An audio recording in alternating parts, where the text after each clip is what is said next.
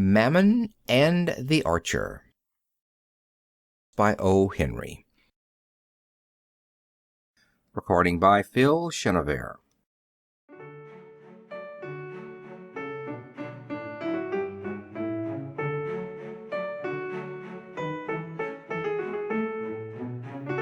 Old Anthony Rockwall, retired manufacturer and proprietor of Rockwall's Eureka Soap, looked out the library window of his Fifth Avenue mansion and grinned. His neighbor to the right, the aristocratic clubman G. von Schutzleit Suffolk Jones, came out to his waiting motor car, wrinkling a contumelious nostril as usual at the Italian Renaissance sculpture of the Soap Palace's front elevation. "Stuck-up old statuette of nothing doing," commented the ex-soap king. "The Eden Musee'll get that old frozen Nezzle roll yet if he don't watch out. I'll have this house painted red, white, and blue next summer, and see if that'll make his Dutch nose turn up any higher." And then Anthony Rockwall, who never cared for bells, went to the door of his library and shouted, "Mike!" in the same voice that had once chipped off pieces of the welkin on the Kansas prairies. "Tell my son," said Anthony to the answering menial, "to come in here before he leaves the house."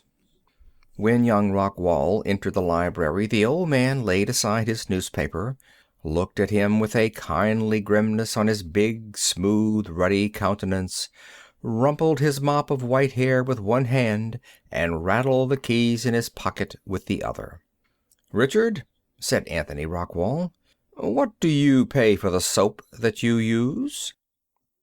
Richard, only 6 months home from college, was startled a little. He had not yet taken the measure of this sire of his, who was as full of unexpectedness as a girl at her first party. $6 a dozen, I think, Dad." "And your clothes?" "I suppose about $60, as a rule." "You're a gentleman," said Anthony decidedly. "I've heard of these young bloods spending $24 a dozen for soap and going over the 100 mark for clothes. You've got as much money to waste as any of 'em, and yet you stick to what's decent and moderate. Now, I use the old Eureka, not only for sentiment, but it's the purest soap made. When you pay more than 10 cents a cake for soap, you buy bad perfumes and labels. But 50 cents is doing very well for a young man in your generation, position, and condition. As I said, you're a gentleman. They say it takes 3 generations to make one. They're off. Money'll do it as slick as soap grease. It's made you one. By hokey, it's almost made one of me. I'm nearly as impolite and disagreeable and ill-mannered as those 2 old Knickerbocker gents on each side of me that can't sleep of nights because I bought in between 'em." "There are some things that money can't accomplish," remarked young Rockwall rather gloomily. "Now don't say that," said old Anthony, shocked. "I bet my money on money every time. I've been through the encyclopedia down to Y, looking for something you can't buy with it, and I expect to have to take up the appendix next week. I'm for money against the field. Tell me something money won't buy." "For one thing," answered Richard, rankling a little, "it won't buy one into the exclusive circles of society." "Oh, won't it?" thundered the champion of the root of evil. "You tell me where your exclusive circles would be if the first Astor hadn't had the money to pay for his steerage passage over." Richard sighed. "And that's what I was coming to," said the old man less boisterously. "That's why I asked you to come in. There's something going wrong with you, boy. I've been noticing it for 2 weeks. Out with it. I guess I could lay my hands on 11 millions within 24 hours, besides the real estate. If it's your liver, there's the Rambler down in the bay, cold and ready to steam down to the Bahamas in 2 days." "Not a bad guess, Dad. You haven't missed it far." Ah, said Anthony keenly. What's her name? Richard began to walk up and down the library floor. There was enough comradeship and sympathy in this crude old father of his to draw his confidence. "Why don't you ask her?" demanded old Anthony. "She'll jump at you. You've got the money and the looks, and you're a decent boy.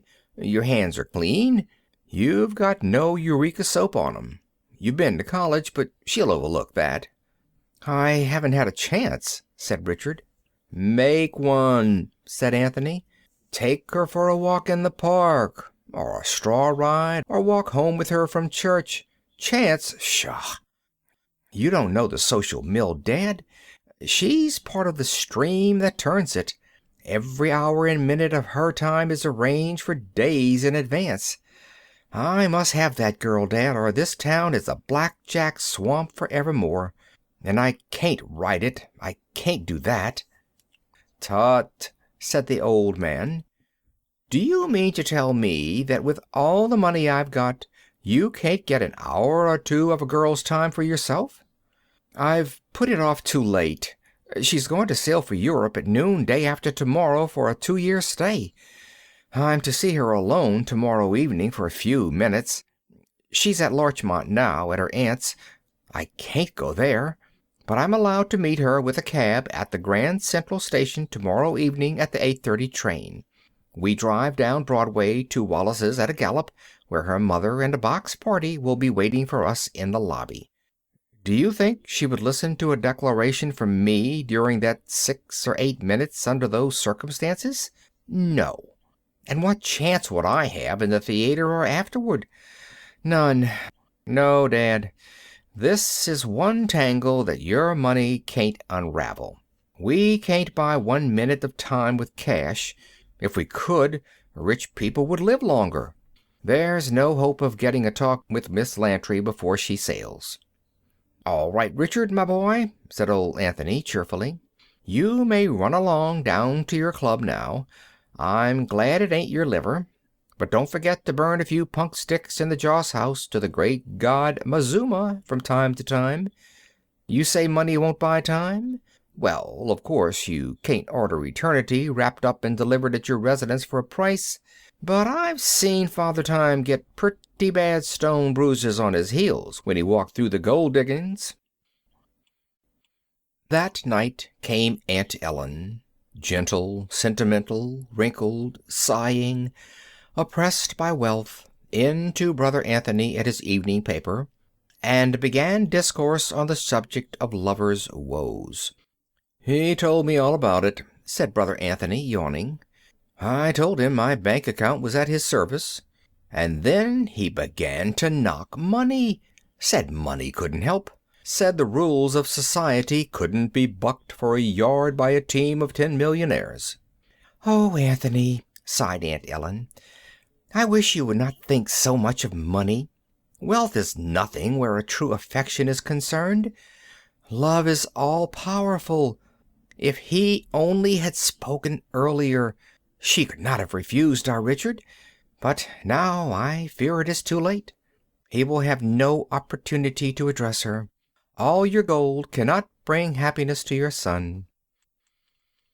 At 8 o'clock the next evening, Aunt Ellen took a quaint old gold ring from a moth-eaten case and gave it to Richard. "Wear it tonight, nephew," she begged. "Your mother gave it to me. Good luck and love, she said it brought. She asked me to give it to you when you had found the one you loved." Young Rockwall took the ring reverently and tried it on his smallest finger.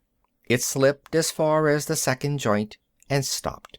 He took it off and stuffed it into his vest pocket, after the manner of man, and then he phoned for his cab.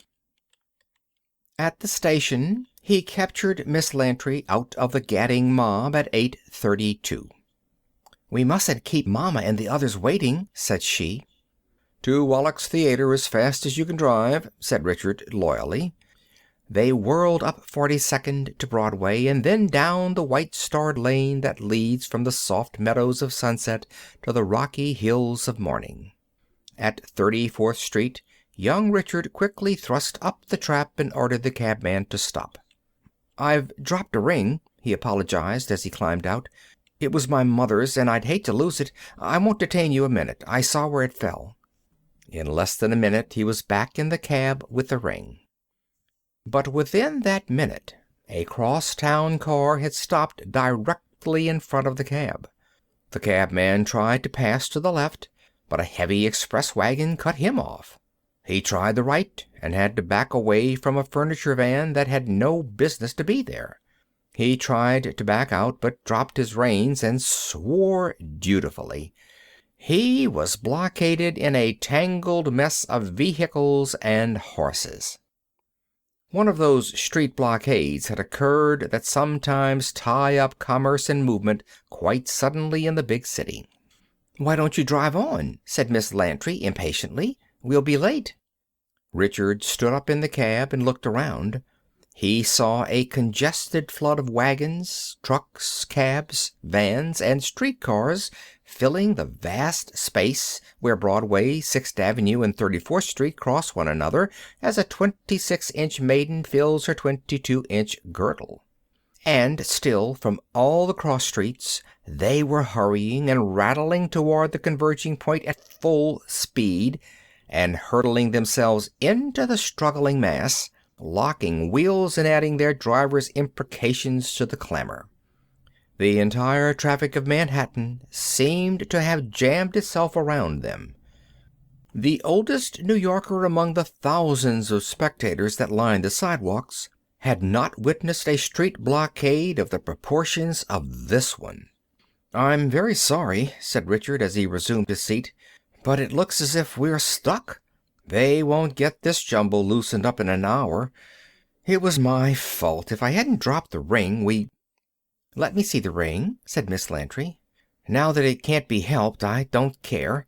I think theaters are stupid anyway." At 11 o'clock that night, somebody tapped lightly on Anthony Rockwall's door. "Come in," shouted Anthony, who was in a red dressing gown reading a book of piratical adventures. Somebody was Aunt Ellen, looking like a gray-haired angel that had been left on Earth by mistake. "They're engaged, Anthony," she said softly. "She has promised to marry our Richard. On their way to the theater there was a street blockade, and it was 2 hours before their cab could get out of it. And oh, Brother Anthony, don't ever boast of the power of money again. A little emblem of true love, a little ring that symbolized unending and unmercenary affection, was the cause of our Richard finding his happiness. He dropped it in the street and got out to recover it, and before they could continue, the blockade occurred. He spoke to his love and won her there while the cab was hemmed in. Money is dross compared with true love, Anthony." "All right," said old Anthony. "I'm glad the boy has got what he wanted. I told him I wouldn't spare any expense in the matter if—" "But, Brother Anthony, what good could your money have done?" "Sister," said Anthony Rockwall, "I've got my pirate in a devil of a scrape. His ship has just been scuttled, and he's too good a judge of the value of money to let drown. I wish you would let me go on with this chapter." The story should end here. I wish it would as heartily as you who read it wish it did. But we must go to the bottom of the well for truth.